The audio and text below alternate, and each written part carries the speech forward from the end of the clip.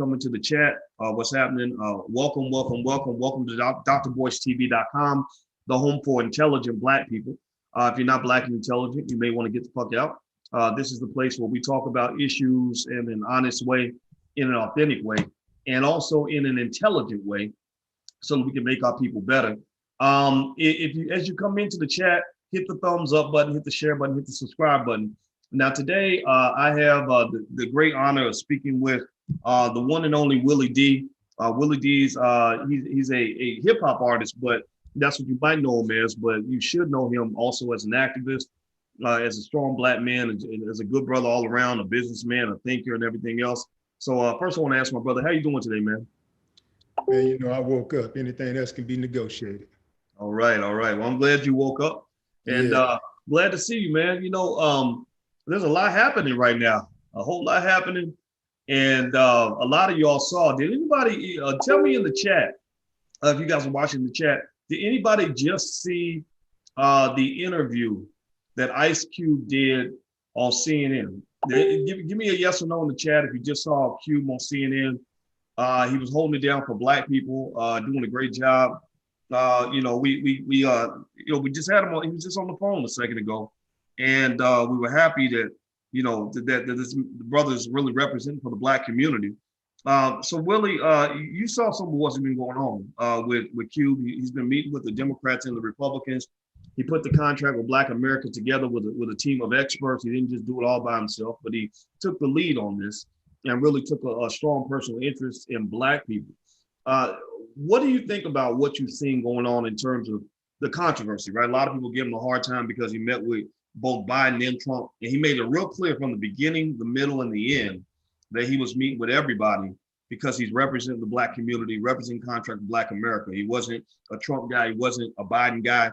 He was a Black man.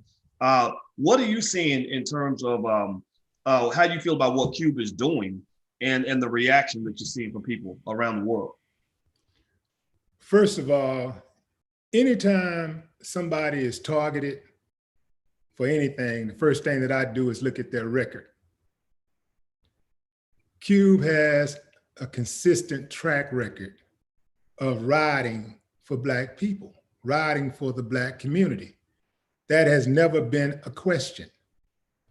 Those who know, know.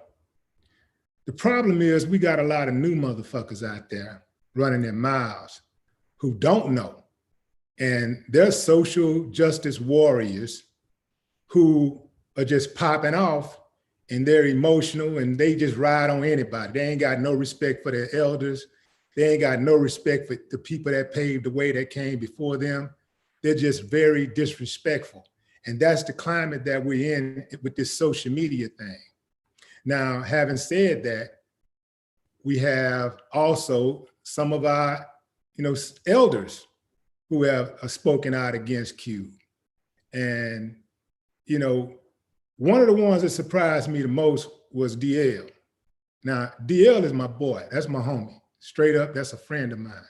Long time. I've been knowing DL almost as long as I've been knowing Cube. And both of those brothers are solid. A couple months ago, they came for DL, talking about DL cancel. Now, DL says something that they agree with, and now they want to praise DL and cancel Cube. Like, these motherfuckers be switching like clothes, man. They just, every day it's just what do they feel like, they change with the weather. DL, I gave the benefit of doubt because I know DL. I know his character. I know that he's a man of valor. And so if he does something that I personally may not agree with, I'll still give him the benefit of the doubt and allow him that latitude to make a mistake that I might feel if I feel that it's a mistake, because he may not feel it's a mistake. So I would give him that latitude because he earned it. He's earned character equity in my eyes. So I would give him that space, and I would give him that latitude for error. So when they started talking about DL, I was like, man, kiss my ass. You know, ain't no canceling DL. You can't cancel DL Hughley. He put in too much work. You know, you can't cancel Ice Cube. He put in too much work. Hey, look here. If you want to cancel, Ice Cube, you know what? I'm gonna tell you straight up right now. Fuck you, because I'm next. You know what I'm saying? If you gonna cancel Ice Cube, I know I'm next because I talk a lot of shit. You know, and I you know, I air people out all the time. So I know it's just a matter of time. You trying to cancel Ice Cube, I know it's just a matter of time before you try to cancel Willie D. So I'm gonna be preemptive with my strike and just straight up tell you, fuck you right now, because you can't cancel Ice Cube to me. You know, he can't be canceled. The man put in too much work. And that's not just coming from the standpoint of a friend, because I don't even make friends with people that don't have good character. You dig what I'm saying? So that come off the strength of who he is as a man first, because I have had, being a celebrity myself, being in that entertainment space, a lot of my friends happen to be in that same space. And so we're in that type of, we have that, we're in a very peculiar space, whereas when people that are, our friends tend to have large platforms. From time to time, they are going to use those platforms in a matter that people don't agree with. Sometimes our friends are going to reveal to us a side of them that we didn't know existed. And they're going to disappoint us. And at some point, we're going to have to decide what's more important, the friendship or the person's character, right? So, you know, yeah. Well, you know, what's funny, man, is, you know, with this whole environment where, like, I'm so offended by what you think that I don't want to be your friend no more. Like, people got to really think about that, what that really means, man. Like, I didn't grow up in a space like that. You know, like most of us, and tell me in the chat if you know what I'm talking about. Most of us grew up with friends and relatives who just didn't agree with us. You know, like, you know, just it's like if I'm a Lakers fan and you a Sixers fan, or I think you know so and so is the best quarterback in the NFL, and you think somebody else is a better quarterback. It's like, who gives a fuck? You know what I mean? Like, that's just diversity of opinion. That's supposed to make us better. We ain't supposed to all have the same fucking opinion, right? And I think people don't understand that. Like you and I, like if you and I are talking, I'm sure that I have said 1,000 things that you didn't agree with. You know, well, not a thousand, maybe a couple dozen. You know, not 1,000. It ain't that bad. Whatever it is, man. It's like, but that's what freedom looks like. Yeah, that's what respect looks like, man. How many of us have ever sat down with one of our parents, man? I sit down. The man I probably admire the most is my father. You know, my father says a whole lot of shit that I think is bullshit. I say things that he thinks is bullshit, and he'll tell me, he'll be like, "That's some bullshit." And then I'll make my point, he makes his point, and then we go back to being father and son. Like I'm not gonna cancel my dad. You know what I mean? I'm not gonna cancel my friends. Like, so when people talk about that whole canceling shit, that tells me that you're flimsy from the beginning. You know, you're not really sturdy in your relationship anyway. And also, here's another thing, man. All that like cancel talk, if you really think about it, how many people have really been truly canceled? Like the problem is this, boys. They're always trying to cancel motherfuckers that can't be canceled. You know, like if you want to cancel somebody that you have authority over. You know, like, do something like that, because again, like you trying to go for Q, you know, that ain't gonna work. You know, like he's fortified. You know what I'm saying? And he's put the work in. Over the year, I mean, we talking about 30 plus years, bro. We ain't talking about some new dude just jumping out. And you know that's what disappointed me. You know about what DL said about the the records. You know, like it would be different if Ice Cube made records where he wasn't really talking about anything. If he would have just been like talking about, hey, you made three jamming records and they booty songs, that's different. But the dude record is a blueprint for life. If you go through those albums, you can actually survive, you can thrive, you can learn, you can grow. The record has all the information. His records have all the information that you need to survive in this world. They're in those records. So because he's making records, his messages in the records does not minimize the message, because it's the same message as if Malcolm X was speaking, or if Farrakhan was speaking, or any economist, or a psychologist, a sociologist. Those messages are in that music, man. You listen to that music, that Cube music is a different level. It's substantive. You know what I'm saying? It has substance. So you can't just discount an Ice Cube and just say, oh, he's just an artist. You know, sit down and make a rap song or whatever, or you know, go back to Hollywood and make a movie. No, he's deeper than that. So you can't quantify Ice Cube like that. You can't do that to Ice Cube. There's a lot of other artists out there you can do that to, but not Ice Cube. Well, you know what's interesting, man, is like, when I was talking to Dr. Claude Anderson the other day, you know, we're doing this whole Powernomics masterclass right now, and it's like, I remember he talked about the origins of Black people kind of having a place, like, you know, like your place is to, you know, entertain, or is to serve us, right? And as long as you are in your place, we love you to death. But the minute you go off script, the minute you step out of your place, then it's like, okay, all right, Negro, we need you to shut up and dribble, or we need you to shut up and just go back to what you were doing, right? And in a way, it's kind of like how the Black man and the Black woman has kind of been like, to some extent, the white man's whore. Meaning that if you think about a man who kind of looks at a, you know, like you know, for example, you just talk about a hoe versus a housewife, right?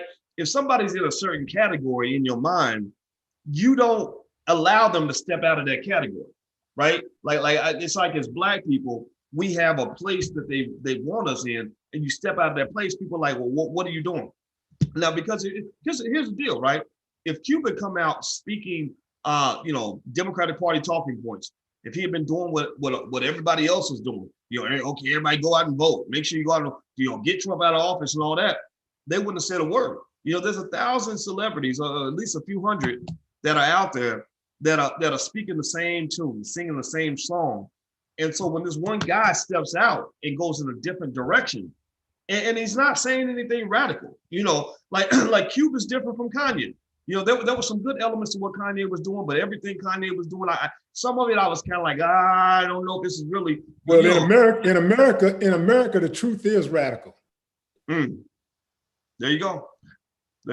Elaborate. Go ahead. Well, for instance, if you go out like in life, like if you go out and you're having a bad day, let's say, you know, you got into a fender bender on your way to work, shit, you're late to work, kids having problem at school, you get to work, you get in the elevator, somebody say, hey, good morning. You say, good morning. No fucking good morning. I'm having a fucking terrible morning. But we say good morning anyway, because it's the polite thing to do. You know, we can be at a gathering, you know, and somebody starts, you know, bringing up, you know, politics or whatever. And you know what the truth is, you have a certain position, but you hold it because you don't want to offend someone. You know, you don't want to offend them. Maybe you just don't want to offend them because of the social status that you share with them, or perhaps you don't want to offend them because you're going to lose some type of advantage, you know, some type of you know, financial advantage or whatever. So we oftentimes we don't want to rock the boat, so we go along to get along. And I think that even though what Cube did, he stood out on his own, I think that that's one of those things that is admirable as long as you're coming from a righteous position. You don't have to be right, just righteous.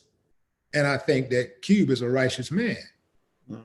And that is the difference between an Ice Cube stepping out and, you know, going out there all by himself, as opposed to a Kanye West. You know, Kanye West is flip-flop, you know, I feel this way, now I don't, and I apologize, and yo, man, and I'm tripping, and they just mad because I'm a genius, and, you know, like all this shit, you know, you don't know where this dude is going. You know, he over there. Oh, my mama died, I'm crazy. I ain't crazy, I'm smart, I'm really a genius. You know, it's everything, you know? And so that's totally different from a guy that's been consistent, a guy that has been reliable, you know, a guy that has been respected in this game. And we're talking about the entertainment game, especially. I mean, Q got entertainment, respect, and street cred. So it's like people when I say street cred, people in the streets respect him. You know, people in the streets respect Q. People in the suites respect him. But, you know, people should not get caught up. I believe, like, oftentimes we get too caught up in, you know, the emotional aspect of the issues, you know, as opposed to the facts, you know, the reality of the situation. Is like Q was saying, like, we can't afford to continue this course that we're on. The trajectory that we're on right now as a race in America is not going to work socially, economically. We're going to be extinct as a people. We got to get this shit together immediately, or we're going to be out of here, man. You know, so I can understand where people got hot about Q going to meet with the Republicans, you know, or the Trump administration, you know, but that was people that was mad that he met with the Biden administration. But the reason why they were mad I think a lot of people was mad about the Trump thing is because you can't negotiate with terrorists. Donald Trump is a terrorist.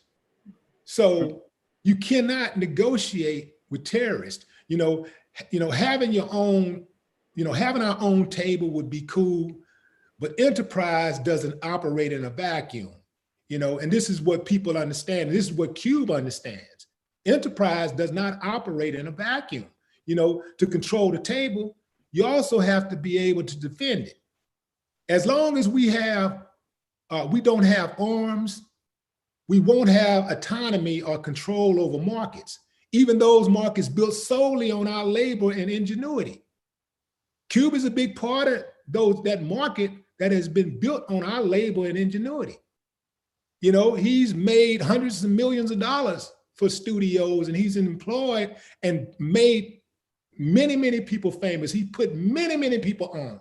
A lot of the people that's talking shit about Ice Cube ain't put nobody on. They ain't responsible for nothing but complaining and talking shit. That's it.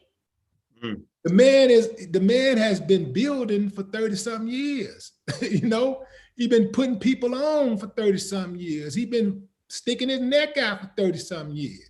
So it's easy to just jump into a comment section and start, you know, popping off. Drop a little hot video. Oh man, fuck you, he canceled, you know, and make jokes about the songs, and, you know, dropping little comments about his certain sayings that he have and all this type of shit. You got to get a little bit more original than that, you know, going back, grabbing, you know, song titles and all that old shit, you know, like, I just look at it like, man, I look at the totality,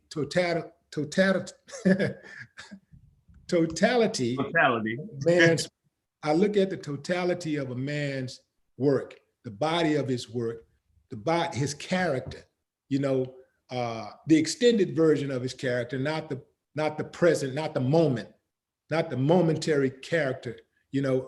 I look at the extended character, and he been solid the whole time. So even if he do get out of pocket, I know this is a huge time. I know this is a huge moment in history, and this is, perhaps the greatest election cycle of our lifetime. And I thought about that. That's the reason why I changed my mind about voting. I was not going to vote at all, and I thought about it. I was like, man, this is the most important election cycle of our lifetime. And, and I get it, every 4 to 8 years, they come to us like trying to scare us with this boogeyman shit. Oh, they Republican, they're going to get us. We got to vote. We got to go to the polls, man. Every 4 to 8 years, it's the same old, same old, same old, same old, same old. And, but I thought about it, man. And I was like, this is the most important election cycle of our lifetime. And I can't sit this one out. So I didn't sit it out. I voted, bro. But I can't knock any Black person who decides that they're not that. I just can't knock them. I made a decision for me. But I made the decision that I could sleep with, that I could live with, that I think is best for me, my family, and my community. And so each of us have to do the same thing. We have to make the decision that we think that we can live with. If we don't want to vote, if you don't want to vote, you don't feel like you're there, you don't feel like what Biden did with that 95 crime bill, that 94 crime bill is excusable, then, go with Trump. If you feel like Trump is a racist and he's in for you and he's going to sick them Proud Boys on your ass the first chance he get, then, you go with Biden. Or if you feel like both of them doesn't have a redeeming bone in their bodies, hey man, sit it out, So, but I think that we have to get to a point to where we need to be able to identify our allies. Cuba is an ally, so we have to identify our allies. And once you identify an ally, understand that none of us are perfect and we're going to make mistakes. But if a person is an ally, then that is latitude for error, perceived error, right? There is latitude for that. And if that happens, you don't just throw that person away. First of all, in this country, we black people, we can't afford any more fucking enemies. These motherfuckers hate us here, bro. They fucking literally hate us. The Congress, they hate us, bro. You can't tell me they don't hate us with all these damn laws that they put in place against us and the type of decisions that the Supreme Court make over and over and over again. You can't tell us that these people don't hate us with the way that they redlined and the way that they, first of all, brought us into slavery and then Jim Crow and then the red line and then blew up Oklahoma, Tulsa, Oklahoma, when we pulled ourselves by the bootstraps and we were self-sufficient, independent. We had our banks, we had our hotels, we had our jails, we had our own, literally our own investment firms, our own. We had our own schools. We had everything Black, totally owned. We was operating with complete. Complete autonomy, and bam, them jealous motherfuckers came through with guns and bombs and shit and decimated the whole fucking city. And Tulsa wasn't the only city.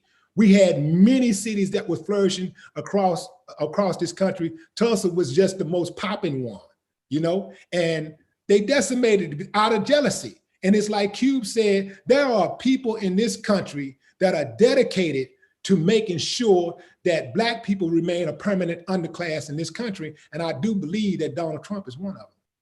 There you go. Donald Trump hates, I personally believe that Donald Trump really does. I think Donald Trump is intimidated by Black people. I think he's intimidated by Black people. And even though I was no fan of Obama's, I get on Trump ass every chance I get because he rolled on Obama, and Obama is black first, but whatever he did, he black first. And the only reason why I believe Trump was attacking him from day one is because he was black. And he couldn't stand the fact that he had to take orders from a black man being in that leadership role. That's why they came up with that Make America Great Again. And that's why before Make America Great Again, their slogan was, we want our country back. Them motherfuckers hate us, bro. Bottom line, they hate us. Well, I do agree with you. Let me say this, man. I think that their hatred, it's really like we acknowledge the hatred. So to me, whether you hate me or you just dislike me, I know that you are not going to save me, right? And I think that that's something where it's like how much they hate us and whether they hate us. That's important to know, but I think that's not as relevant to me as just the fact that all we got is ourselves, and it sounds like that's what you're saying as well, that we got each other, and we have to really focus on that. My point. And what I really think is, where I get on board with that. And first of all, I want you to know that, and I want everybody to know this. My position on deciding to vote actually shifted. I was a non-voter, and I decided, you know what? Just because I don't need to stand on that non-voting rock. I'm letting people know. I never told other people what to do, but I have told people I do plan to vote. I'm just I'm gonna write in the candidate for the presidency. I'm not voting for Biden or Trump because I'm not going that far, but I will vote. Local elections, all that shit. So I think that that's a way, because I think at the end of the day, man, it's like when I hear, I hear what you say, and you and I are friends. You got what Ice Cube is saying. You got what DL might believe, whatever he believes.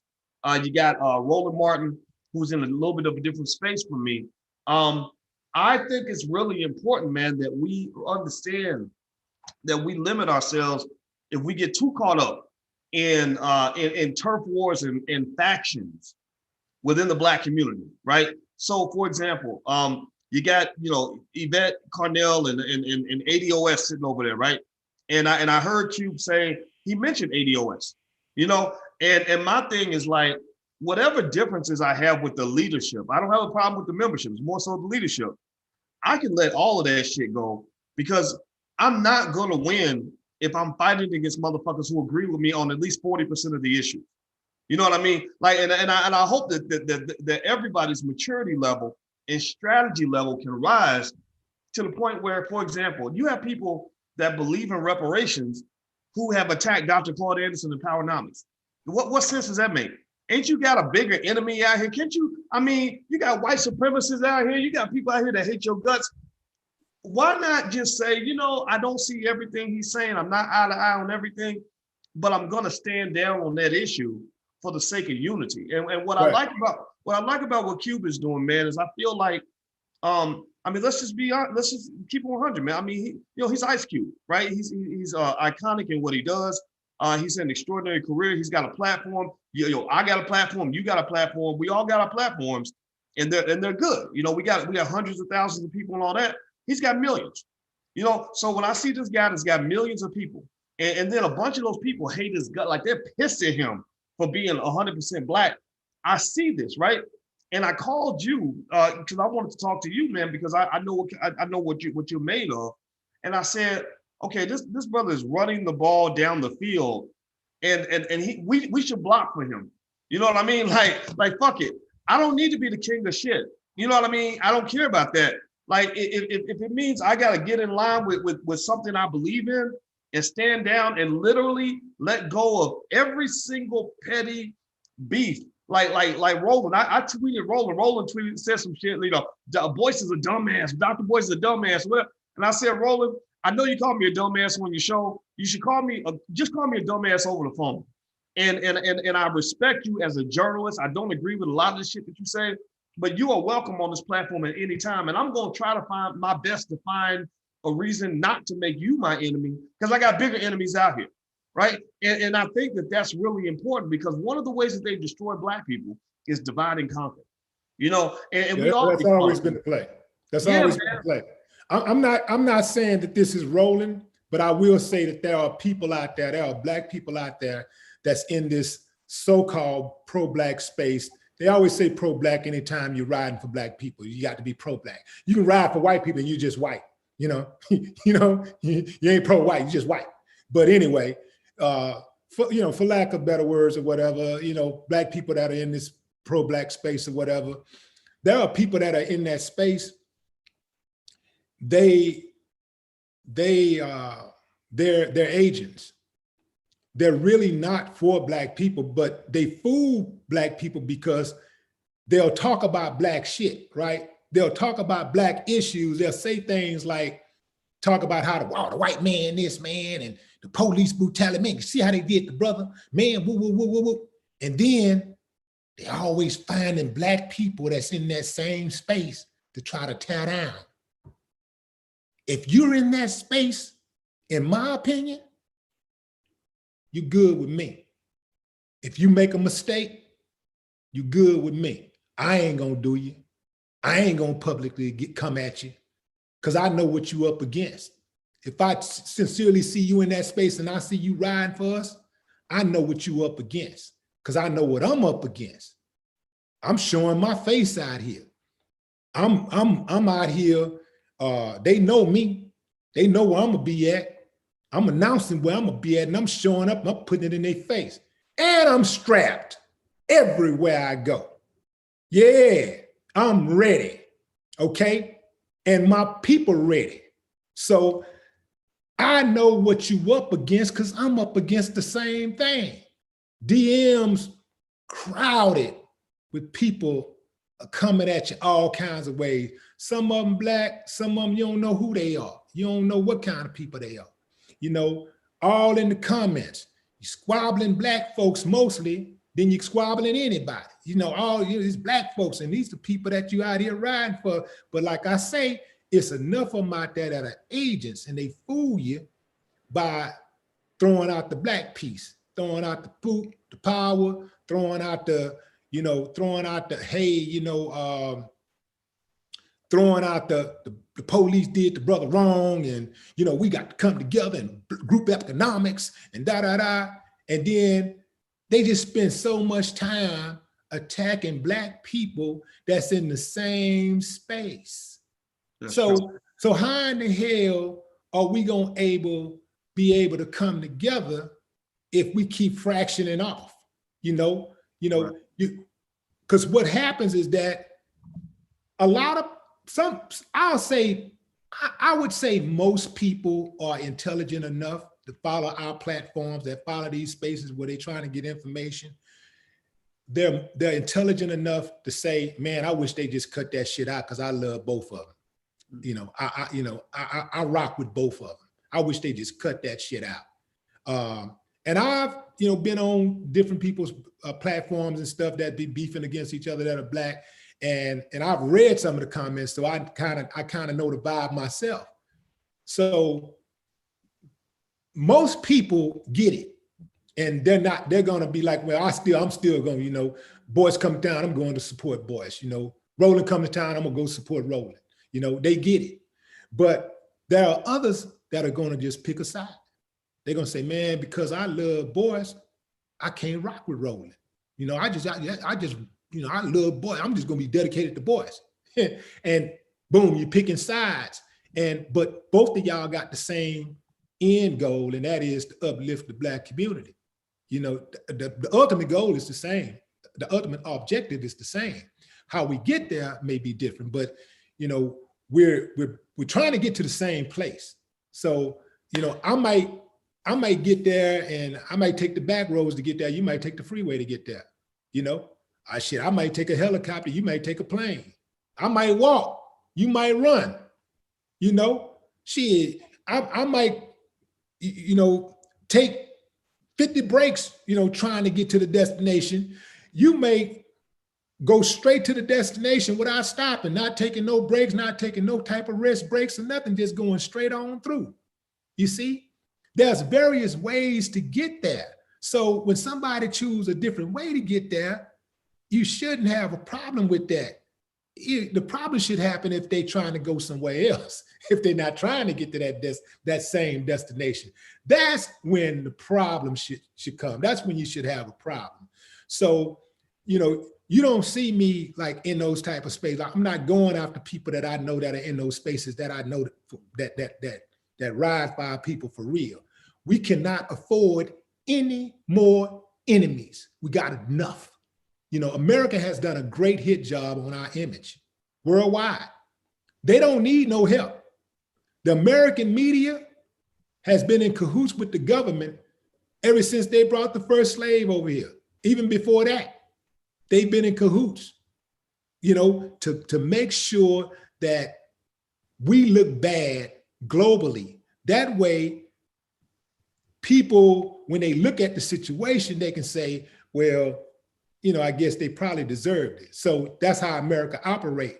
They operate that way because if they do us, when they do us dirty, you know, they can justify the mistreatment of us by tarnishing our image. They tarnish our image globally, then, and people see us get murdered and slaughtered in the streets. They can say, well, they must have deserved it. I mean, the people are savages, you know, but they're not taking into account that the American media has played a significant role in doing that, and they have a direct investment in making us look bad. Yeah, I agree with you. And by the way, everybody, I'm talking to Willie D, and we're talking about a lot of stuff, mainly what Ice Cube is up to, and this kind of weird, untimely, almost like an attack that it seems that the DL Hughley took real issue with what Ice Cube did when he met with the Trump and the Biden campaigns. Do me a favor, guys, real quick, hit the thumbs up button. Everybody right now, please hit that thumbs up button to help us in the algorithm. And also, number two, don't forget the All Black National Conventions next weekend. And we got a whole lot of really great people coming through from Tariq Nasheed all the way across to Vicky Dillon and everybody else. Now, Willie's invited. I'm trying to pin Willie down with his schedule. But either way, either way, the door's wide open for you all the time, man, for sure. And so if you be one all black all the time, go to allblacknationalconvention.com. That's allblacknationalconvention.com. Hit the thumbs up button. So let me show you something, man, real quick. I'm gonna share with you. Cube kind of struck back at DL a little bit. It seemed like he took some offense to what DL put out. Where DL shared an article from Politico, and the title of the article was "The Inside Story of How Ice Cube Joined Forces with Donald Trump." And so Cube wrote, "Join forces. Stop pushing these bullshit headlines." So it looks like Cube took some issue with DL even sharing that article. Why do you think that particular article offended Ice Cube so much? I mean, shit, somebody talk some shit about me, I'm gonna be offended. That's simple as that. You know, if you call me out, you know, you know, it's personal. But I didn't. That's my first time even seeing that. I don't know. You know, I don't know what's going on. You know, like I think, you know, before I really even speak any more on DL, you know, I'm gonna reach out to the brother, and you know, I'm gonna reach out to him. But I don't know what's going on there. But like I said, I know that, you know, I ain't seen nothing but solid from DL and Cube all the time I've been knowing both of them. You know, like I don't know any other dude, you know. I don't know any other way.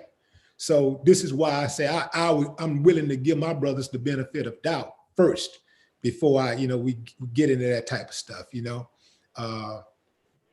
I would just and I know it I'm a hold off on commenting on DL any further until I have a conversation with DL. Yeah, I think that's smart. I think it's very smart, very strategic, and I don't even mean to even put you in an awkward position by even bringing that up. You know, I bring it up just because I'm a little bit confused, and I think if I was going to throw in my 2 cents on it, my question would be, what are we going to unify around? You know, do we unify around whether I'm a Democrat or you're a Republican, or do we unify around the fact that I'm a black man, you're a black man, and maybe we have different approaches to solving the same problem? Like you said, you know, I might take a plane, somebody else might take a bus, somebody else might walk. But if we're going to the same destination, maybe rather than thinking about the things that divide us, we can start with the shit that brings us together. So that's why, for example, every time I start my podcast, I reiterate what our platform is about. Be one. Are you black first? Hashtag be one. That's how we know if you're in the right place. If you're not, if you can't put black people first, then we shouldn't have a conversation because you're a different time. We're not built the same way, right? Because I would argue that if somebody comes in here, right? And so let's say one person comes in and they voted for Biden, somebody else voted for Trump, somebody else ain't voting, somebody voted, and then there's somebody who voted for Kanye West, right? But if we all start by agreeing that we want to do what's best for the black community, like that's what matters by any means necessary, to use Malcolm's words, then we can have a conversation. You know, we can. Think about this. We know this from sports. When you play football, everybody is not going to play the same fucking position. You know, everybody's not going to be the quarterback. Everybody's not going to be the wide receiver. You need diversity. You need different players playing different roles. Basketball, you need the point guard. In the point guard's going to have a different skill set from the center, right? So what Great analogy. You know, so what I think we got to do is understand that when it comes to building our community, we need everything. When you look at people, when you look at white folks and the way they amass their power throughout the world, they have thousands of different angles through which they promote white supremacy. You know what I mean? Like they got engineers, they got social workers, they got doctors, lawyers, priests, and all of them, even when they disagree, there's certain codes that they all agree on from the beginning. Like, you know, okay, we're all American. We all want to push for dominance of America throughout the world. You might be liberal, I might be conservative, but there's a certain point that they will only go so far in their attacks on each other. Like they will never, you'll never see Nancy Pelosi and say Trump hate each other so much to the point where they destroy their own power. At the end of the day, Pelosi gonna be a millionaire, Trump's gonna be a billionaire, and they still gonna be white. They still gonna have America. They're still gonna have trillions, right? So I think that what we gotta figure out is like, what is our fucking baseline, and where are our serious conversations and where are our secondary conversations, and that's what a powernomics kind of mindset does. You know, when Dr. Anderson talks about this type of stuff, he said, look, all these other issues that divide you, those are what they call horizontal issues. You know, I'm straight, you gay. You know, I'm a man, you a woman. You know, I believe, in closed borders, you believe in open borders for immigration. Who gives a fuck? Like that's secondary, because at the end of the day, we got to start with a baseline. Or like if LeBron is playing against the Oklahoma City Thunder, in that moment on the court, we are adversaries, right? We're gonna go at it. But after the game is over, they become friends again, right? So for black people, I think we should look at this Democrat-Republican stuff as a game. Okay, it's a sport. You know, I'm a Democrat, you're a Republican. We're gonna debate it all day. You're gonna tell me how great you think Trump is. I'm gonna tell you why I think Biden's my guy or whatever. But then when it's done, we still family. We go back to being family. And that's not hard to do. And I know it's not hard to do because I got liberals and I got conservatives in my family, and I love them all. I love them all. You know, and it's like it is funny. It's funny to watch, man. You know, like I'll listen to, man. I got one relative that watches Fox News all day. Every time I talk to her, she's repeating everything, like in the programming that's on Fox News in terms of how they program your mind. She'll recite word for word what she heard Sean Hannity saying, all that, Tucker Carlson, all that bullshit. Then I'll talk to somebody from MSNBC, and it's the same damn thing. And you know, we all gonna die from coronavirus if we step outside our house and all this other stuff. and I just kind of sit in the middle, and I'm just like, wow, this is fascinating to watch. But I think at the end of the day, man, you can't take this shit too seriously. You can't go out losing friends over this. And you can't forget where your number one loyalty has to be. Your number one loyalty has to be black people. You know, if you're doing something different from me, but I know you're doing it for the right reasons, I'm not going to deal with you the same way I would deal with somebody who is an overt enemy to the people. Exactly. And that is an excellent point. And that's why I keep bringing up Kanye, because Kanye is a white supremacist. I mean, people got to understand that you don't have to be white to be a white supremacist. All you have to do is to adopt their ideology. That's it. You know what I'm saying? If you have that same mindset, if you regurgitate white supremacist talking points, you're a white supremacist. Candace Owens is a white supremacist. You know, she regurgitates white supremacist talking points. You know, if she was just a Black Republican, I still turn my nose up at her. But you know, I wouldn't attack her. You know what I'm saying? I was just like, okay, well, you know, she just ain't figured it out yet, you know. But you know, but I wouldn't attack her. I wouldn't attack her. But I know that the reason why I go after her is because she comes after us every chance she gets. She never says anything disparaging about the white community. Never. She never says anything disparaging. Kanye never says anything disparaging about the white community. You know, if he's such a free thinker, well, we know that white people make mistakes too. We know that white people got killers, you know, in their race also. We know that they got pedophiles and lazy people and people on welfare. And we know that they got gang members and liars and thieves and kidnappers and adulterers. We know that they got all of that. But Kanye ain't never seen a white person do nothing bad because he ain't never, at least he's never spoken on it. But every time he got something disparaging to say, it's about Black people. Same thing with Terry Crews. Terry Crews, he wakes up in the morning. What these niggas doing? I can't stand them. Let me see what nigga doing something positive I can say something bad about. Let me see what they like. Let me see what they like in the day. Oh, I got to bring them down now. You know, Massa, did I do good?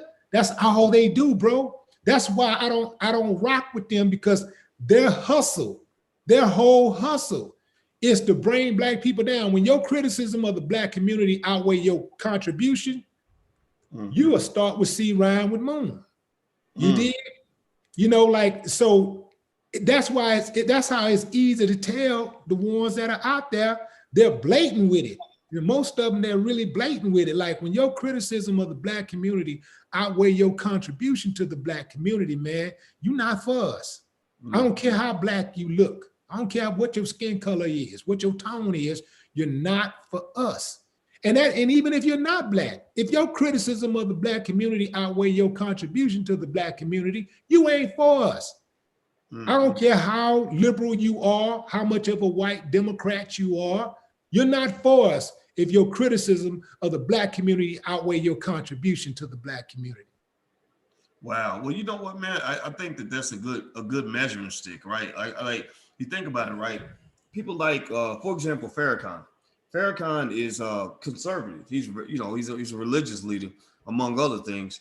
But people give him a pass on any criticism he gives because they know about his contribution, right? You know, it's like your what they call. I think I heard a pastor say one time. He said, "Before you correct, you must connect." So before you come in criticizing, you got to show love first. You know, right. we will only take criticism from people that we know will love us. Like our mother can criticize us all day because she fed us every day. Right. So I think with a lot of the celebrities that have criticism of the Black community, the criticism might be accurate. But my question is, have you been feeding Black people every day? And I think that's something you can say about a Candace Owens. And but here's what's interesting, right? You can say that about a lot of the Negroes on the Democratic side too. You know, you ain't really feeding Black people. That's true. You serving massa. You know, you looking out for your boss. So whether your boss is Trump or your boss is Biden, you know, when you're looking out for your boss more than you're looking out for your people, nobody's going to hear what you have to say. You got to earn the right to come and tell me what the fuck to do. Like if you're going to come here and talk shit about what we're doing wrong, and or better yet, like Candace Owens is interesting because she has almost like a playbook of just, you know, like very accurate triggers that she knows, trigger language she knows, where she can recite word for word all the failings of the Democratic Party, right? Everything that you ever want to know about how the Democrats have fucked Black people, she's on point with that. She knows that like a script. And, you know, because I listen to her talk and I'll be like, yeah, she's right about that. She's right about that too, right? But at the end of the day, at the end of all those sentences, it ends with, in your solution, criticism about Black folks. Right. Well, it ends, you know, every critique she makes ends with go vote for Trump. So is that all you got? Like, is that all the fuck you got? You know, you and your white husband, you know, you're like sitting over here talking about like, okay, so you just a Negro with a job. You're just a fucking overseer who's trying to steal, or you just another pimp trying to steal hoes from a different pimp, right? And my argument is that Black people don't need a pimp. We need freedom. Like freedom to me means that if you are in a car You own the car, you build the car, you're driving the car, and you decide which way the car is going to go. You do all those things. That's freedom. So when we have a conversation about our people, we have a conversation about the things that matter to us, we should be driving that conversation, period. It drives me crazy that all these Negroes talking about COVID or talking about, what was that other shit they talk, even the police shooting thing, right? Those are bad. Those are issues, right? COVID's real. Police shootings are real. But I also hear a lot of Black people talking about things like reparations. They won't even fucking say the word reparations. They won't even say the word. They have told their soldiers, like, do not even say the word, because we don't even open up that conversation. And millions of Black people are like, why are you not even saying the word? They won't talk about criminal justice reform in a broad perspective. 50 people a year approximately get murdered by the police. Maybe it's 70, maybe it's 100. I don't know what the number is, but I can tell you it's in the hundreds. Okay, it's in the hundreds, right? Black people, Black men, I don't know. I'd like to see the stat, right? And that's bad, right? We got to fix that, right? For sure.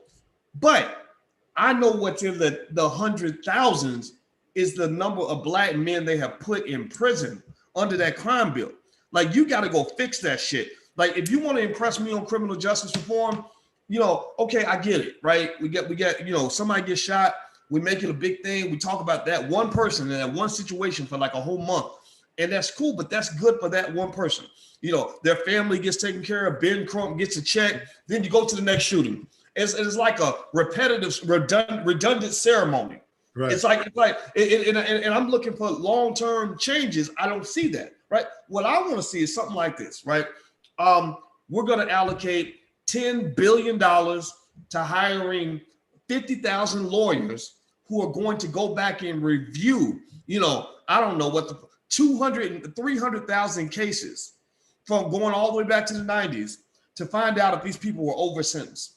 And so that means if you got locked up in 1996 on a drug charge and they gave you, I like one guy I know got 14 life sentences. He ain't seen his family since 1988. Let him the fuck out. Like, and don't just let him out. Let out 50,000 people. Like, that's a change. That to me is substance. That's real.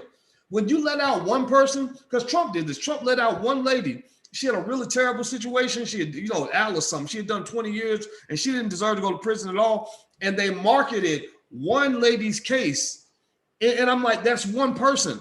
Don't do that. Tell me when you let out 50,000 people or 100,000 people. That's how because when Biden was talking about that crime bill, man, if you go back and listen to Biden and the way he really went in, he doubled down on that racist language, man, where he was like, we got to there's 100,000 of these kids out here, these super predators. We got to take them out of society. We got to take them out of society. So he wants to go like scorched earth. We want to spend $10 billion on prisons and cops to put 100,000 cops on the street to take out 100,000 young people. That is a broad effort. So when you're trying to clean up a broad effort, you need an equally strong broad effort, an equally broad effort in the other direction to reverse the damage of what you did. If a fucking tornado tears down my whole goddamn house, I can't clean that up with a mop and a toothpick. You know what I mean? Like, I can't do that. I got to do construction, heavy construction to rebuild that house. And that's what they're doing. They blew a tornado through the Black community and destroyed our whole house. And they try to clean it up with a damn toothpick, or they bring it over a bologna sandwich. They're like, okay, we even now, right? No, we're not, right? So I think that's what we got to look for, man. I really think that our smartest people, man, and our strongest activists need to be the ones guiding the discussion, not these white liberals, man. Because I'll tell you this, and I'm gonna let you talk, man. I'm gonna shut up after this. No, actually, I like hearing you talk because it's just so goddamn smooth. I just keep on going. I like to hear you talk, man. Okay, cool. I'm trying, man. I'm sure I got some dental stuff done, so I'm getting used to talking this way. But right. The last point I'll make on that, man, is that like these conversations have to come from us. They don't listen to us. You see, what happens is that these Democratic Party leaders and the Republicans do the same thing. I don't talk about the Republicans much because I never thought about being a Republican. Now, when I start talking about Republicans a lot, that's when you got to worry, because that means I'm thinking about giving them my vote. Because I'm gonna talk about whoever owes me something. I'm gonna talk about them. If you owe me money, I'm gonna talk about the person who owes me money. I don't ask. You're talking about what when you're talking about the Democratic Party is because you've been harmed. You feel like the Democratic Party owe you something because you've been loyal to the Democratic Party to an extent, and so you feel like they owe more. And these people over here don't care about you one way or the other anyway. But these motherfuckers over here is faking and fronting like they really care. So you feel like, we have been loyal to a fault to the Democratic Party. And we have not been compensated for that loyalty. That loyalty has not been reciprocated. And so there must be a fair exchange, in goods and services. And we have not been given a fair exchange. So I understand why, you go in on them like that. I mean, I go in on them the same way. You're just, I think, more consistently outspoken about going in on them. You light them up, you be lighting them up consistently, but I'm not mad at you, man, because I think that all of us, we have to deal with it the way we've all been injured to an extent, right? And so we deal with it the best way that we know to deal with it. But I know who you are as a man. I know your heart. So I know oftentimes that you're challenging your audience when you put out certain things. Oftentimes you're challenging. You throw something out there. Hey, what y'all think about this? And you already got the answer. You already know what the answer is. Throw it out there. You know what? You know what I know, man. I know what I think about it, right? And I don't go into the conversation assuming that I'm right, and I don't go in assuming that people are gonna understand my perspective, right? So I really listen to Black people, man. Like people, sometimes somebody make a smart ass comment like are you on Trump's payroll or whatever?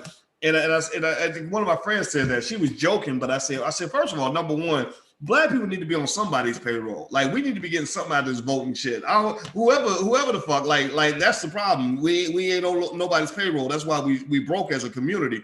So as a community, we need to be receiving something for our vote, not individually, but collectively. But then number two, I said, I don't really talk to politicians. I just don't.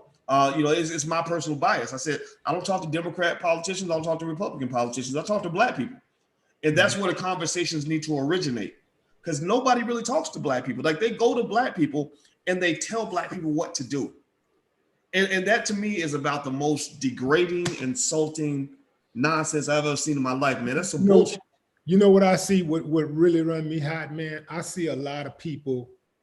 I do see a lot of people from both sides, from Black Republicans and Black Democrats who are in leadership positions. Maybe they're a politician or they are, but especially like journalists and people that are bloggers and stuff like that. They talk in a condescending manner towards Black people. These pundits, the political pundits and stuff. They're very condescending. Check this out. See, you want us to be on the plantation because you think Black people are stupid. When they say you think Black people are stupid, that is them using psychology on the Black people that they really think are stupid, so that Black person can ride with what they're thinking. Because if I say they think you're stupid, what are you going to do? No, I'm not stupid. No, I ain't stupid. So I want to be on that side because you recognize that I'm not stupid. And bam, that's a play. A lot of them use, pay attention to how some of them talk. They love to say shit like that. They think Black people can't think for themselves. They think Black people are stupid. They think Black people this. And so a lot of times these pundits and bloggers and and hosts and journalists, when they're talking about Black people, they talk in a condescending manner, like they're above the Black people that they're talking to, like they're above the audience that they're talking to. But so there's certain trigger words, as you said, that they use to reel them in, to reel Black people in that are not critical thinkers. You dig? Yeah. So, but I like how you do the show when you come out, man, and it's very upfront when you say, yeah, this is for smart Black people. Yeah. This is if you dumb, don't come on in. And you know what? Why the reason why I like that though is because it clears the way. It lets people know we're finna have an intelligent conversation over here. Mm-hmm. Because a lot of times people like to come on the platform and they like to just come in and say stupid stuff and make comments that ain't got nothing to do with nothing. So I often watch your comment section, and a lot of the people that are in your comment section seem to have a pretty good grip on reality. Now, of course, you got your fair share of trolls. I've seen them. I've seen the trolls also, but for the most part, most of the people that are in your comment section usually seem like they have a pretty good understanding of what's going on. Yeah, man. Well, I feel like I feel like Black people need some people that are not gonna insult their intelligence. I believe in challenging people to think up. Let's learn how to play chess instead of checkers. Mm-hmm. And one thing I found, man, that really surprised me is and it really helped me. I have a lot of respect for soldiers. I don't disrespect soldiers because I think it takes a lot for somebody, to put their life on the line that way. And I think you need soldiers. And I noticed that a lot of people that follow the platform are in the military. And I couldn't understand that. And I remember, because I had an event, man, out in Seattle or somewhere, and I just invited some people to come in. And I think 80% of the people that were there were veterans. And shout out to the veterans, by the way, who were watching. And I said, so what is it about the veterans? I said, I'm not a veteran. My father was, and I have respect, but I never did that. And one of them said that we like the fact that you don't just complain about a problem. You talk about solutions. You talk about strategies. And that's something that this person at least felt that he said, I relate to that. I relate to having a strategy. I want to know how we're going to fix this shit. How we're going to make things better. How we're going to fight back. I don't want to hear about how oppressed I am. And, like you said that one time that made me laugh. You said, how are you empowering me by telling me I ain't got no power? Right. I remember the day you said, I was talking to you on the phone. I was walking down the street. I was actually in Seattle. And you said that, and I just cracked up because that's what we do. We have these people that are claiming to empower Black people, and all you're doing is telling them why they can't do shit on their own. That makes you a white supremacist. You're arguing every day like you can't do anything without white people. You need their help. You need their help. No, we could use their help. They owe us their help. But shit, if they don't deliver their help, I'm still gonna figure it out. Yeah, and stop right there. So I have an idea why soldiers follow you, because soldiers, for the most part, are disciplined, and most soldiers, they have a certain accountability swag, right? You come on this channel, then like you're moving forward and you're moving people forward, challenging people to think, challenging people to grow. And so I think that's a draw for soldiers. But going to your last point, can you finish? Because I want to backdoor. I think I cut you off. No. Actually, I was done. I made my point. I think overall, I guess it's different strokes for different folks, right? Different people are just built different ways, right? You got some people that are smarter than others, some people that are more determined than others, some people that are willing to play hardball, some people want to play softball, some people have courage, some people have fear, and we all have. I think we all have fear, but I think that we all respond to fear in different ways. for some people, fear puts you in a cage. Like they, you know, and the Republicans know this, right? They know that black people, there are a lot of black people who are just scared all the fucking time. So their goal is right. Right, that old bug-eyed slave, like all bosses, they can come get us, you know. Like I remember when Biden said one time, he said, if you let the Republicans win the election, they'll have y'all back in chains, right? Like they ain't gonna fucking have it. What are you talking about? You know, like and here's the thing, Boyce. Going back to what Cube said, we survived worse than Trump. So that Trump is not the boogeyman. All of these motherfuckers been the boogeyman. You know, every single president we've ever had, ain't none of them, you know, ain't none of them, not none of them have really went to bat for black folks. And we can't say, man, they did something for us and we had a good run while this guy was president. You know, we had a damn good run. We can't really say that. And when I say a good run, I'm not just talking about an economic good run. You know, when has black people really felt free? When in this country, like, because there's a difference between freedom and liberation. When has black people really felt free, really felt safe in this country? When have we really felt safe?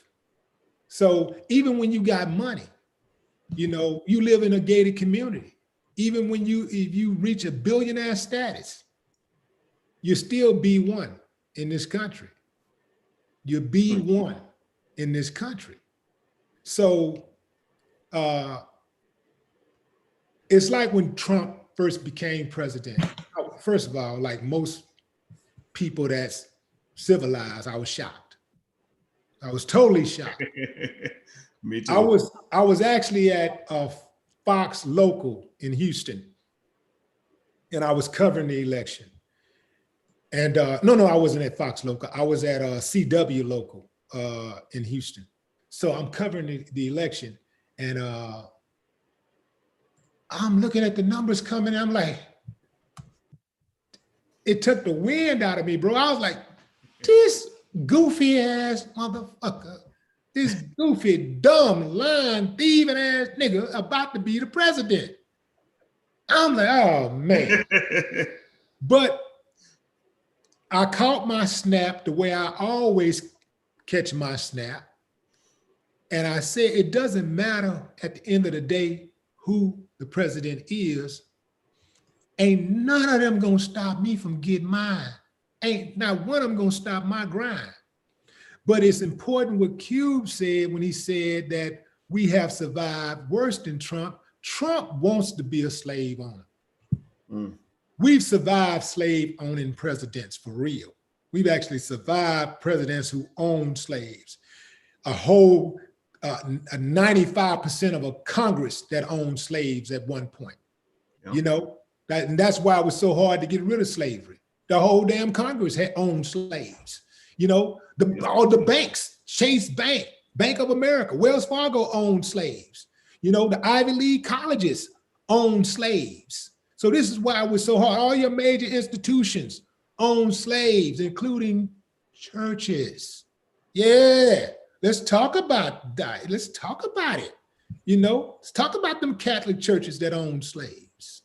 So this is why it was so hard to get rid of it, because you know, slavery, white supremacy is woven into the fabric of America.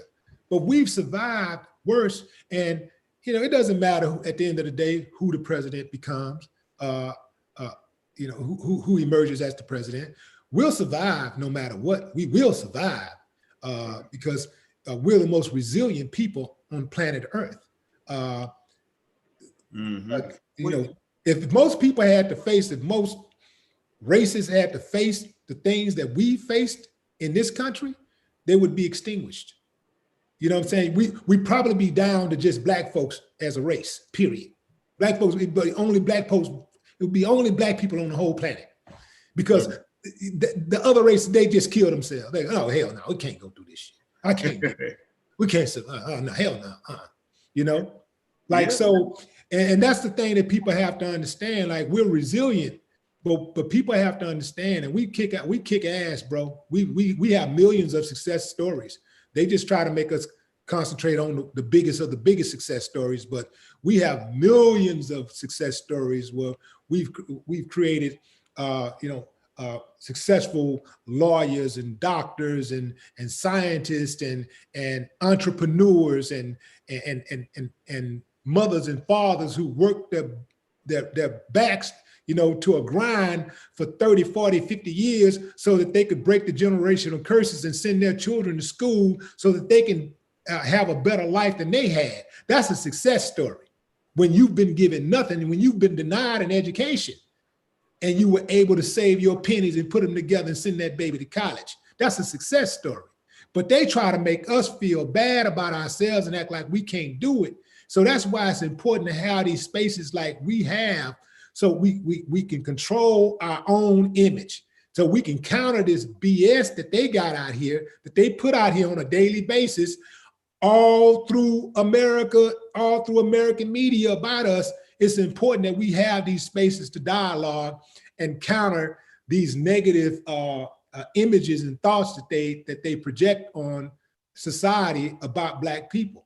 So we have survived worse than Trump, and we've survived worse than Biden. And so it doesn't matter which one of them emerge as the president, we will survive. And not only will we survive, we will thrive, because that's what we do. And let me say this, man. And by the way, everybody who's watching, I'm sure you know that this is Willie D, who's here. I think you should subscribe to his channel. If you haven't done it yet, it's Willie D Live. He's Willie D Live on Twitter, Instagram, YouTube. Make sure you subscribe. Everybody, could you take 1 second, please hit the thumbs up button. If you haven't hit the thumbs up button, please do that. And also don't forget, next weekend, it's the All Black National Convention. We got a long list of really powerful people coming through to talk about everything from Black economics to Black relationships to Black politics and everything in between. Everybody from Nuri Muhammad to Vicky Dillard, Tariq Nasheed, a lot of great people. So go to allblacknationalconvention.com. You can get your tickets there. Allblacknationalconvention.com is going to be virtual, so you can watch from your home, bring your family, all that stuff. Hit the thumbs up button if you haven't done it. One thing I'll say, man, about what you're saying in terms of this political conversation, this is something where I think we really got a great opportunity, particularly with the great work that Ice Cube is doing and people that are supporting him. And I'm a little confused. I wish more people that have these, 10 million, 20 million Instagram followers would step out and just say, look, Cube is my friend. I support what he's doing. I'm kind of stunned that a lot of these people that, those mainstream types haven't done more of that, but that's another conversation. But I'll say this, this is a good opportunity in the sense that, when you talk about a negotiation, when you talk about what's happening right now is whether no matter what the outcome of the election is, Black people have already won the election. Do y'all hear that? I want everybody in the chat to give me a yes or no if you hear what I'm saying. Black people have already won this fucking election. Let me tell you why you already won the election.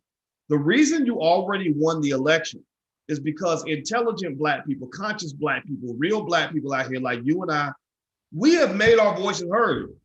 Like we have pushed the conversation. When you start seeing those uppity elite Negroes getting nervous and foot shuffling and getting pissed off and cussing you out, that means that you have pretty much put pressure on them. That's when people holler, it's because you hit the dog in the head with a rock, he's gonna scream.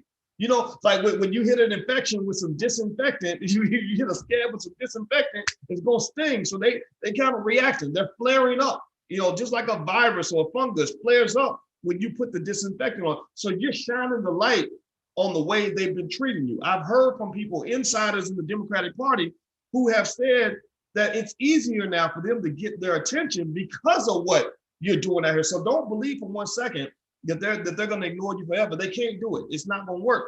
Now, so that's why I say Black people have already won the election. The 2024 ain't going to be like 2020. They're going to have different conversations because they're going to know they're dealing with a more educated, a more active, a more courageous constituency. So give yourself a round of applause on that, because these things take time. Give yourself a round of applause. Good point. That's a good point. Second thing I'll say, yeah, man, yeah, I'm very proud of Black people right now. That's a good point. Really am, man. And the second thing is this, right? With a negotiation, here's the deal. When you're negotiating, it's a lot like I play a lot of poker. I don't know, you can play poker like Texas Hold'em, anything like that? I don't gamble, man. Yeah. You know what? I'm not into gambling, but I love poker because it's a great game of psychology, strategy, and math. Like if you're in a poker tournament where it starts with 800 people and you get down to like the last 8, out of 792 out of 800 people are gone. Every person at that table is like sharp as fuck. Like everybody, like they know how to take in information, they know how to send information, they know how to deceive, they know how to trap, trick, all that shit, right? And so I'm a pretty good poker player, man. I took it up as a hobby and I really fell in love with it. I don't play as much as I used to, but I love it. Why do I bring that up? Well, because a lot of poker is a negotiation. And one thing about poker is the cards in your hand don't matter as much as how you play the card and how you communicate with the motherfucker across the table.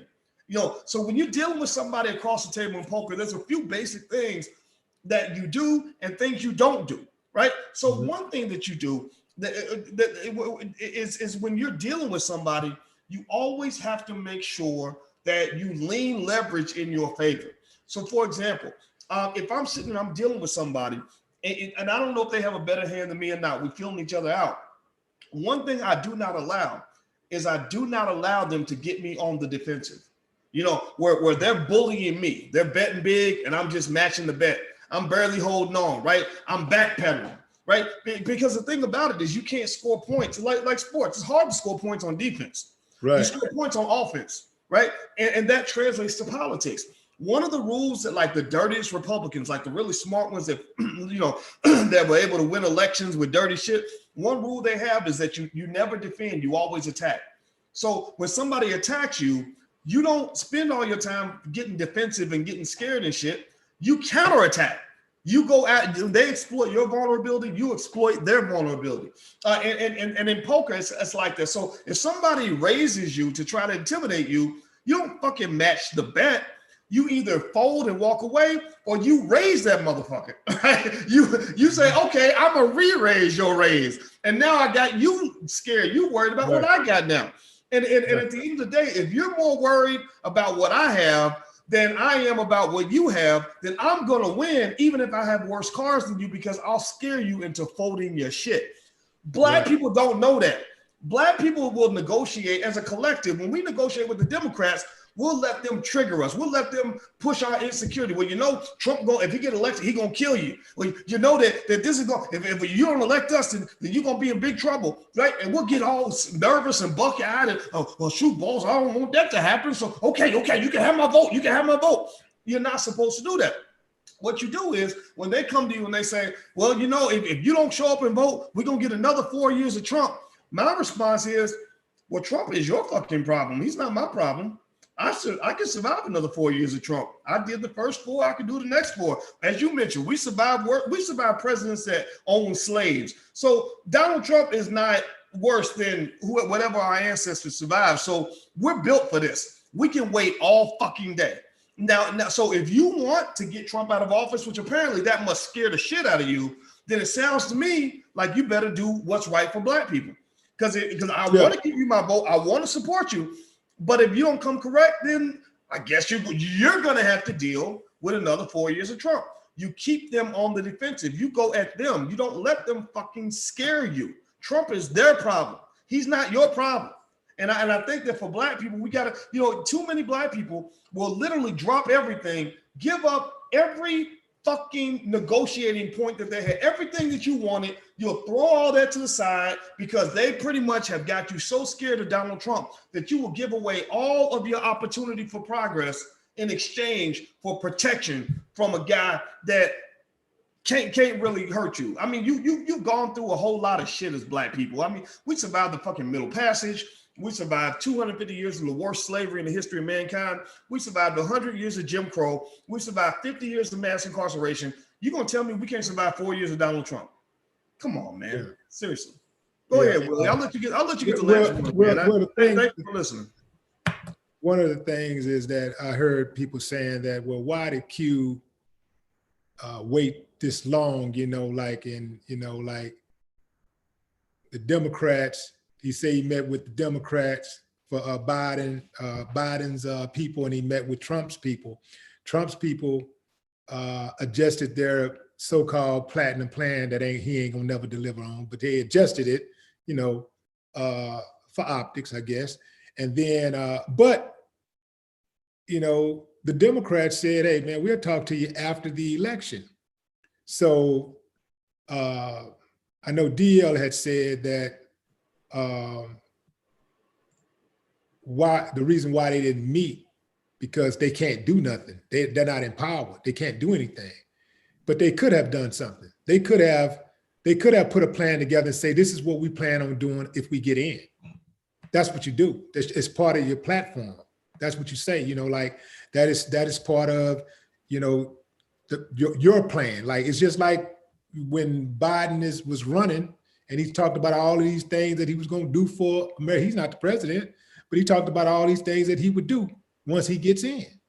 So he could have easily drew out a low plan for Black folks and say, okay, this is what I'm going to do for the contract with Black America. This is what I'm going to do. You know what I'm saying? You know, so he could have done that. I mean, you know, the Democrats could have wrote a plan out. And that would have been a whole lot better than knowing that Trump got a platinum plan for so-called, he ain't gonna deliver, but that would have been better than knowing that he got something and you don't. Put something there. You know, you got to put something there, even just a placeholder or something, goddamn it, just something to put something there. Put something there so that the people can believe, so that the people can see that you do care and that you are serious about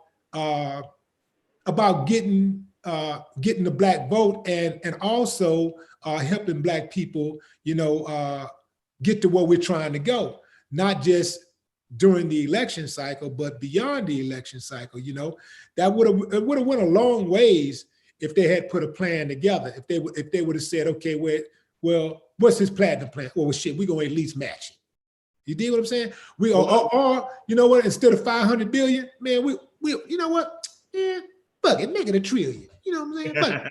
Fuck it. We're gonna make it $1 trillion. We'll make it $1 trillion. We 5 billion.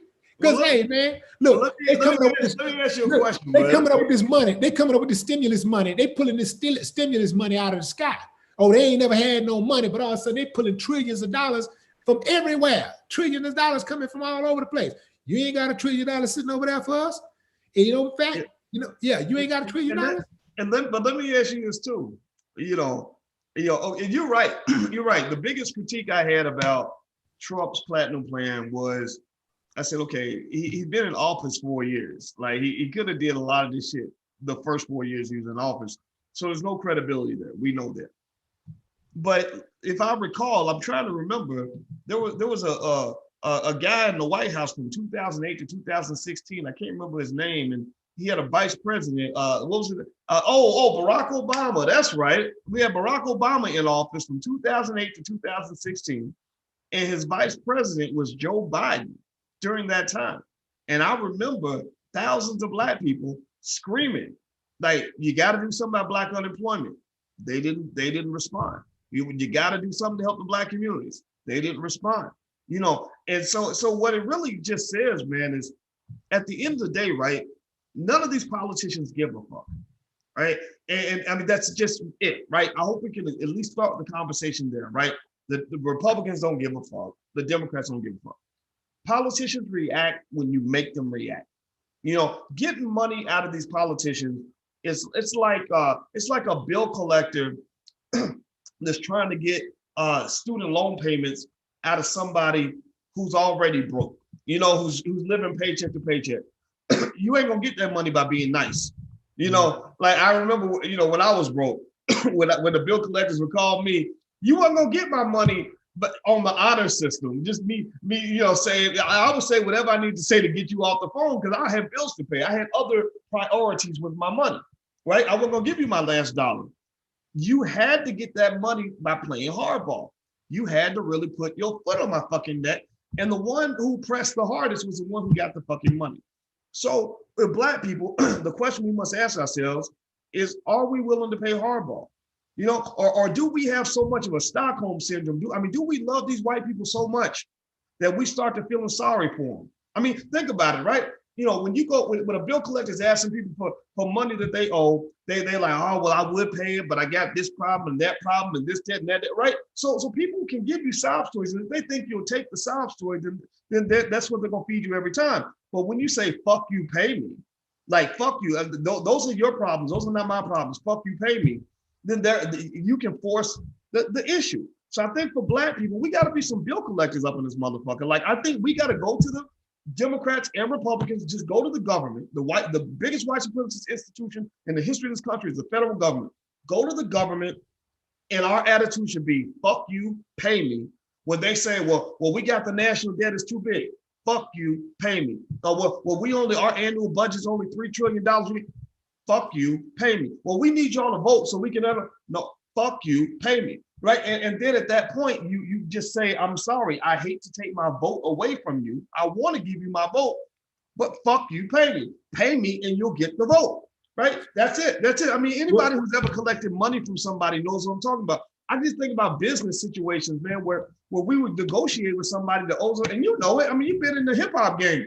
You know, think about it, man. Think about how many times you had some guy that was running a record label who swore he didn't have your money.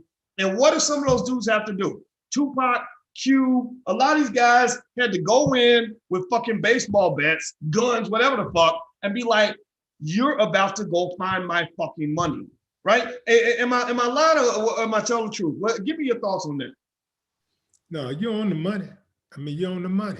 It's simple. Like, I just know, like, I mean, that's a good analogy, man. Like, I want my money, bro. Like, I got to get that money, because I look at that money like my money, like that ain't really my money. That's my baby's money. You know, that's my kids' money, man. And everything I do, you know, is for them ultimately. So, man, I got to defend it with everything, you know, like I'm already a beast for my own money, but you start messing with my baby's money. Oh man, you know, everything tied to that. You know, so I couldn't even look at myself in the mirror if I allowed somebody to take my baby's money. You know, I can't look in the, I couldn't look myself in the mirror. I got to settle that. You know, I got to make that right. So I got that attitude, like I got to have it. Yeah. What I want to know is, like, what do you think about? What do you say to like Black people who have that attitude, like reparations ain't gonna never happen? You know what? They could be right. It ain't never gonna happen if we don't never fight for it. That's it. I mean, this is why I think reparations is gonna happen. What was worse than reparations for us as a people? Slavery. What you mean? What was worse slavery. than slavery? What was? What the greatest atrocity ever committed against us in this country was slavery, first and foremost. Right. There were Black people that were saying, well, you know, slave, they ain't gonna never let us free. We's never gonna be free. Now those were the buck dancers. But then there were also solid Black people who were honorable, who thought that it would never happen, right? They thought, man, it's never gonna happen. Stop talking like that. You know, stop talking like that. That's not gonna happen, you know? But with all the money tied to slavery, with all of the capitalism that was afforded to those who took advantage of a people's suffering, I mean, the greatest suffering known to man, it ended. Black people were finally, you know, freed in this country, you know, after hundreds of years, you know, of servitude, free. So if freedom can come to enslaved human beings, being us, then reparations can damn sure come. So I think that reparations is on the way. Just like a black president caught us off guard, I think reparations is going to catch a lot of people off guard. This is going to happen. You know, like a lot of things happen in this country, man, and you never, the biggest movements that happen in this country are not even things that the public are even aware of until they actually go down. It's like, oh shit, it's happening. Like, oh man, they gonna do this. They doing this. They, you know, damn, you know. So I think that's how reparations is gonna happen. I think that that's a conversation that is inescapable. They have no choice. They have no choice, but because people, the conversation is not going to go away. The conversation is only getting louder, you know, by the day. That's not going away.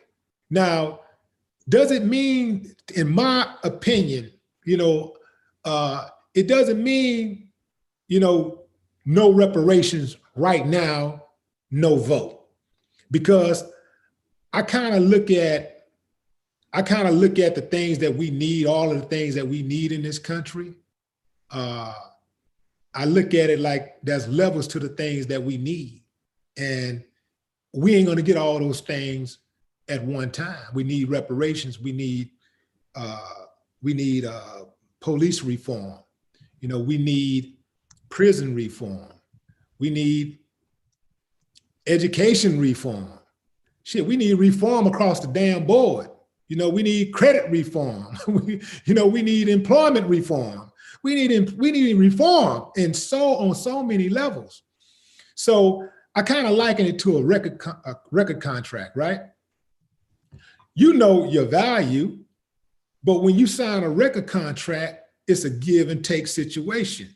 You know, like, so for instance, when you first sign your record contract, you might try to go and get yourself 20 points, but you might ask for 30 points, but you might end up settling for 12 points.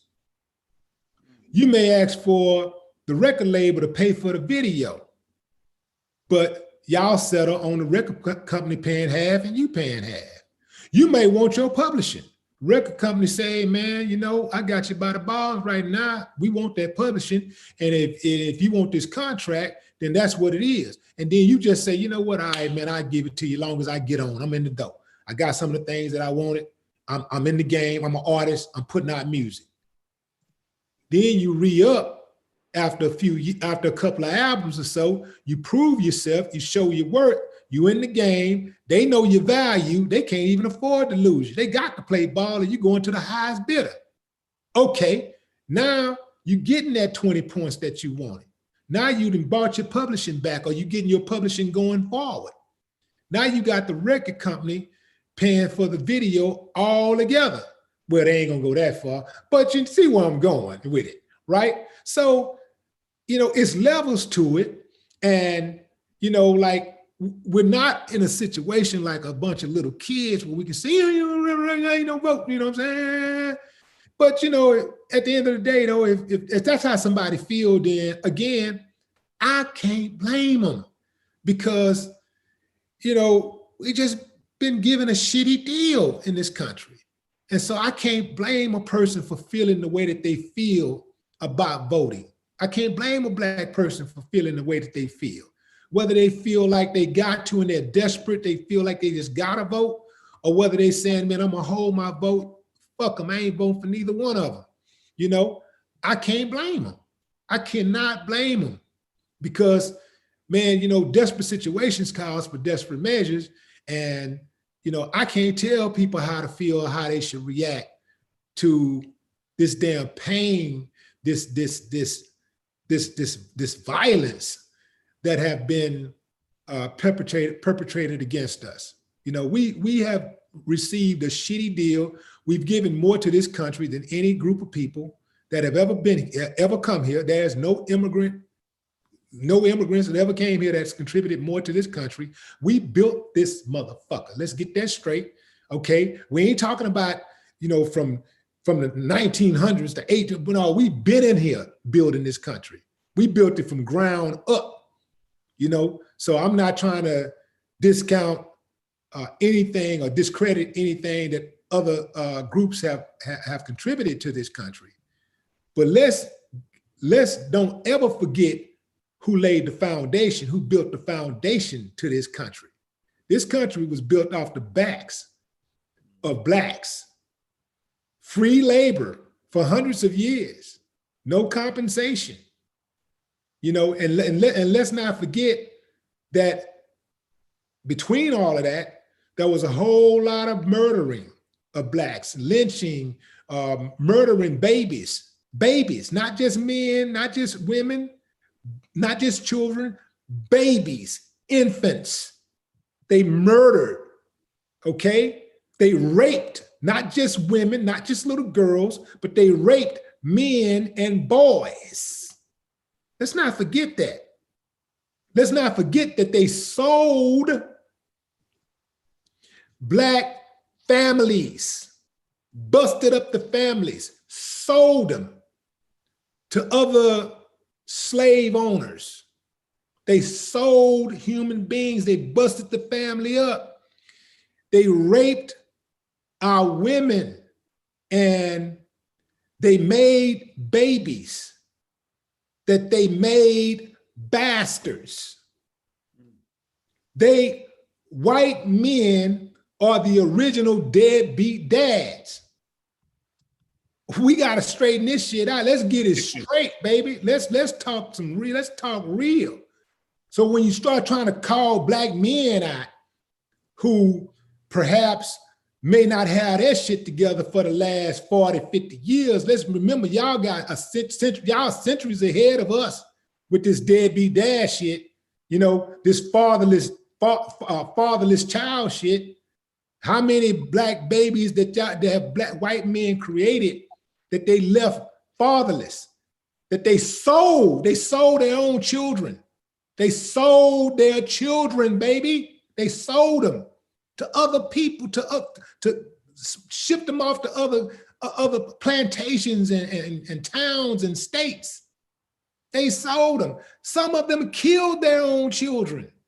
They killed them. Mm. They enslaved their own children. Do you understand what I'm saying? You can't tell me shit about no black man not taking care of his responsibilities. And if anything we've possibly learned that what we've shorted our babies, we learned it from you. Mm. And even then we ain't got it down because we'll never catch up with the savagery of what they did to us. Mm. We'll never catch up with that. And we ain't trying to catch up with it.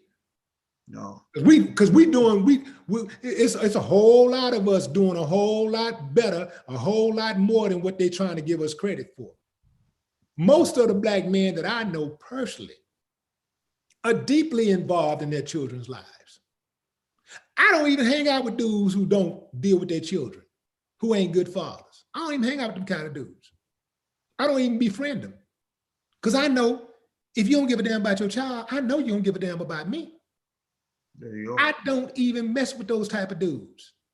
So most of the guys that I know, even the guys in my family, we all are men of valor, man. We ride for our babies. We take care of them babies. We are with our children. We talk to our children. We coach our children. We teach our children. We nourish our children. We counsel our children. You can't tell me shit about black men and our responsibilities. Now, if you got a bad experience or two or what, 3 or 4 or 5 or 6 or 7 or however many you got, that's on you. But the ones that I know, most of the ones I know are good fathers. So all of this stuff about black men, this and trying to drag us and put us down and all that shit, man, don't fall for the banana in the tailpipe. We some bad mothers. Shut your mouth. Well, I love it, man. I think it's a good way to finish up the conversation. So everybody in the chat, let's make this an active exercise. Everybody in the chat, if you know a black man who is a good man, who's doing great things in his life, say his name in the chat. Say the name of somebody that you love, who's a strong black man. say his name. Let's start saying the names of the men that we respect.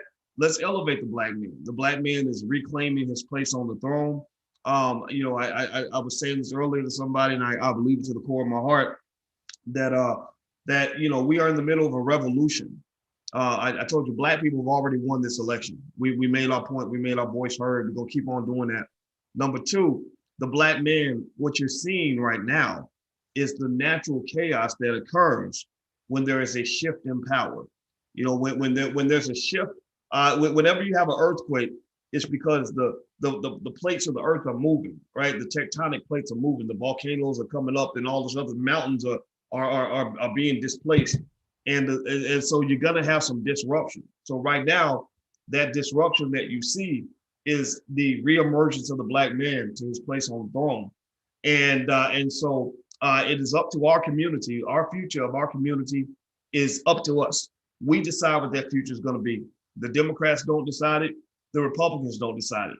We decide that. We're going to get reparations when we decide it. We're going to make things happen in our community when we decide it. Our families will come back together when we decide it. So make that decision, and let's start by cheering on the black men and the black women as well, because we got some strong sisters out here that are really doing the damn thing. Let's cheer on those black folks, and let's put that throne up and put them in the throne. So shout out the black man. We're focusing on black men because of what Willie just said. Shout out the name of some black man that you love who was there for you when nobody else was, because we need to start controlling the narrative of how our men are perceived and portrayed all throughout the world. So that's my last thought, man. Willie, I want to say thank you, man, for coming through. It's always an honor to have you, brother. Thank you very much. Absolutely, man. It's been a very spirited discussion. And, I appreciate you for giving me the platform, man, to speak. Yeah, brother. Well, you know what? The door's always open. And it's great to have a great ally down in Houston, man. That's one of my favorite cities, and it's in my top 2 or 3. I feel like I'm at home every time I go to Houston. And shout out to everybody. And that's because you are. That's because you are, man. I'm gonna give me a new place, man. So next time you come down here, man, I put a room aside for you. All right, that's what I'm talking about. Yeah. Okay. All right. Well, I will be there to claim that spare bedroom, man. And thank you, brother, for the invitation. And I'm gonna bring Alicia down, and I know we always have fun. And thank you all for watching. And some of you I saw made donations in the super chat. I want to say thank you for doing that. I didn't want to interrupt my brother while he was speaking, so that was why I didn't say anything through the conversation. But I did see you, and I want to say I acknowledge you. Thank you so much for your support. Also, if you could, 2 things. 1, hit the thumbs up button on your way out. Please hit the thumbs up button if you haven't done it yet. Number 2, All Black National Convention is next weekend. So if you are B1, you believe in building the community, then this convention is for you. It's not one of these other conventions that's brought to you by McDonald's or sponsored by Walmart. There is no corporate sponsorship for this convention.